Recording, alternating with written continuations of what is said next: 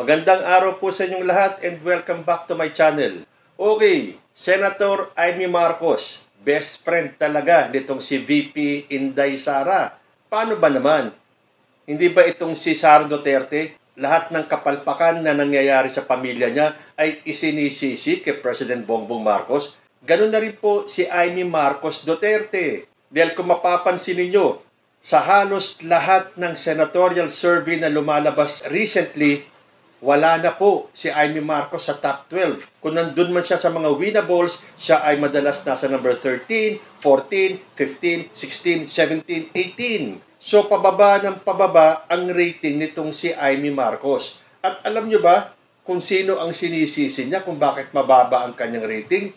Ang kanyang kapatid, ang ating Pangulong Ferdinand Bongbong Marcos Jr. Sabi po dito sa balita, pagbulusok ni Senator Amy sa senatorial survey, isinisi sa mababang approval ratings ni PBBM. Pero unahan na po natin yan, yung sinasabing mababang approval ratings ni PBBM. Dito po kasi sa inilabas na survey ng Okta Research na ginawa noong April 2 to 5, 2025, PBBM nakuha pa din ang majority support mula sa mga Pinoy. Ang trust rating po ni PBBM, 60%. Ang approval rating, 59%. Ang pagkakaalam ko po kasi itong 60% na trust rating galing sa 65%. So, bumaba ng 5%. So what? Yan po ay majority pa rin. 60% trust rating, 59% approval ratings. At natural sa mga presidente ang mag-up and down ang kanilang approval o trust rating. Pero itong ratings na to ay mataas pa rin po. Tandaan nyo, 60%. Ang majority, 50 above. So majority pa rin ng taong bayan ang nagtitiwala at gusto ang performance ng ating Pangulo. Balik po tayo dun sa balita. Itinuro ni Senator Amy Marcos ang mababang approval ratings ng kapatid niyang si Pangulong Ferdinand Bongbong Marcos Jr. bilang dahilan ng pagbulusok o pagbaba niya sa senatorial surveys. Batay sa inilabas na survey ng Okta noong April 29, bumaba sa 60% ang mga Pilipinong nagtitiwala sa Pangulo mula sa 65% na natanggap niya noong November 2024. So doon nagbase itong si Amy Marcos. Bumaba daw ang bilang ng mga nagtitiwala sa ating Pangulo. 60% pa rin yun. So ano itong sinasabi ni Amy Marcos na kaya siya sumasadsad sa rating ay dahil bumababa ang trust and performance rating ni Pangulong Bongbong. Tandaan po natin majority pa rin po yan. Tuloy ko. Samantala, base naman sa Pulse Asia survey na inilabas noong May 5, bigo si Senator Amy na makapasok sa Magic 12. Naglalaro sa 14 to 18 ang pwesto niya sa survey matapos makakuha ng voter preference na 24.7% at 23.7%. Kung babalikan ninyo yung episodes ko kung saan nilabas natin yung Pulse Asia, Okta Research, SWS, makikita nyo naman yung percentage points ni Amy Marcos. Nasa line of 2 na lang. Kung noong mga unang panahon ng kampanya, siya ay mataas, nasa number 5 or 6, dahil siya ay nakadikit pa sa alyansa, nagsimulang bumaba ang ratings nitong si Amy Marcos mula nang siya ay tumiwalag sa alyansa. So, kasalanan ni Bongbong Marcos yun Amy Marcos? Ikaw ang tumiwalag sa alyansa. Kung makapanira ka sa gobyerno ng kapatid mo, parang si Sara Duterte ang kapatid mo.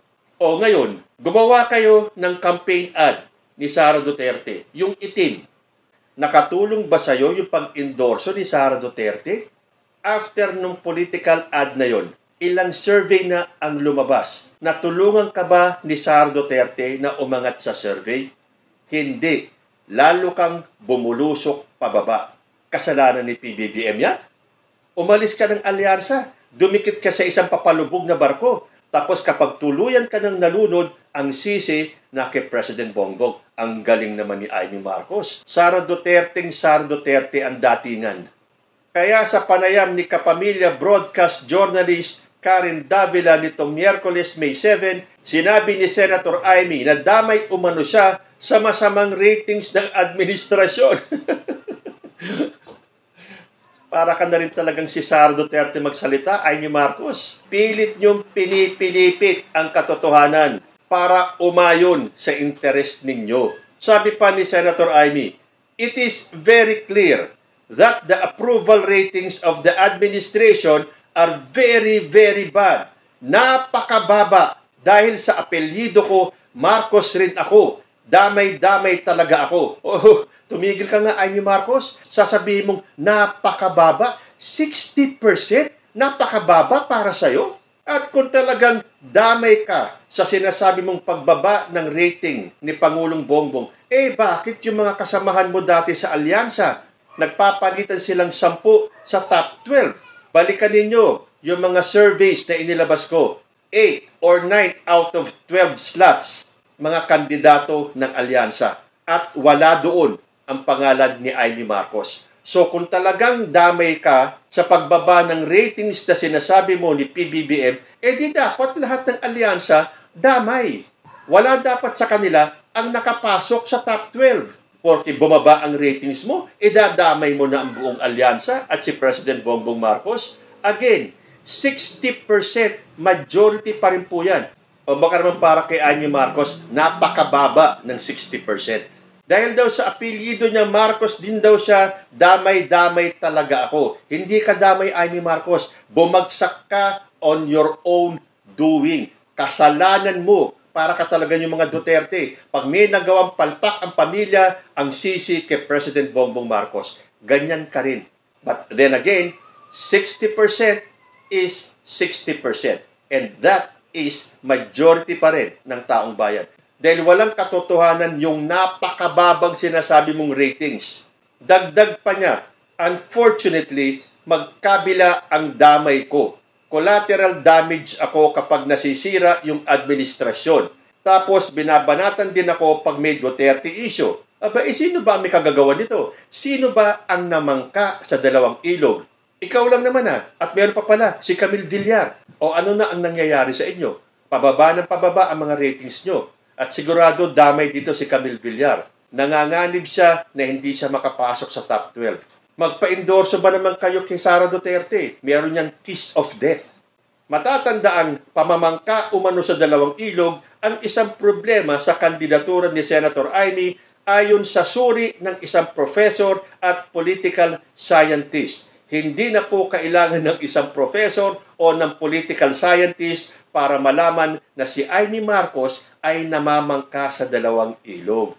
Buti na lang doon sa pagkakadakip at pagkakakulong ni dating Pangulong Rodrigo Duterte, inilabas na ni Amy Marcos ang totoong kulay niya, na siya ay isang solid Duterte supporter. In fact, sabi nga ni Sara Duterte, magpalit na kaya siya ng pangalan. Oo nga dapat nga magpalit ka na ng pangalan Amy dahil nakakahiya ka sa angkan ng mga Marcos. Hindi namin akalain, kaming mga Marcos loyalist, na gagawin mo yan sa pamilya mo nang dahil lang sa nabulag ka ng mga Duterte.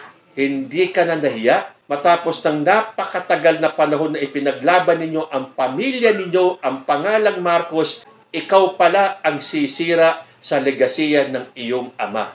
Ito kasi ang naging pananaw ng political scientist at UST professor na si Dennis Coronacion kung bakit hindi nakakapasok si Senator Amy Marcos sa Magic 12 na mga survey ngayon.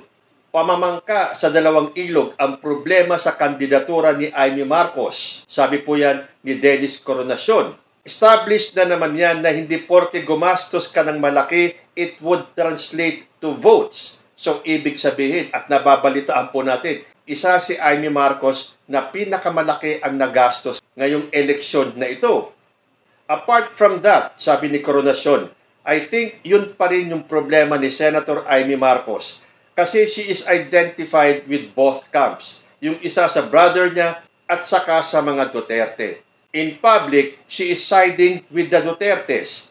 Alam mo, meron tayong parang we do not trust people who are namamangka sa dalawang ilog. Kasi, of course, among the Duterte supporters, parang they don't trust her too much. Kasi kadugo niya pa rin yung Pangulo. Pero sa alyansa naman ng Pangulo, tingin ko wala rin silang binibigay na full trust kay Senator Amy Kasi nga sa kanyang ginagawang pamamangka sa dalawang ilog. Diyan nga sa mga DDS hindi ba nagalit si Maharlika, yung vlogger nila, nung inindorso ni Sara Duterte si Amy Marcos? Hindi ba negative din siya kay Sal Panelo, kay Harry Roque, at ngayon kay Hanilet Avancenia? Nung sinabi ni Hanilet na hindi siya naniniwala kay Amy Marcos. So, saan lulugar itong si Amy Marcos? Isinuka na siya ng mga Marcos loyalist. Sinusuka rin siya ng mga DDS. So, sino ang may kasalanan ng pagbagsak ni Amy Marcos? Si President Bongbong ba? Huwag ka nang magpaawa, Amy Marcos, dahil wala pong naniniwala sa iyo at hindi kami naaawa sa pag-victim mo. Bumagsak ka dahil sa kagagawan mo. At walang kinalaman si President Bongbong sa iyong pagsadsad sa ratings. So nakita mo na, mula nung dumikit ka si Sara Duterte, pati yung mindset ni Sara, yun na rin ang mindset mo. Gagawa kayo ng kapalpakan, isisisi ninyo kay President Bongbong. Tapos, aasa ka ng boto sa mga DDS at sa mga Marcos loyalist? Ano kami? Baliw? Kayo po, ano sa tingin ninyo ang dahilan kung bakit patuloy ang pagsadsad ni Amy Marcos sa ratings? Comment lang po down below.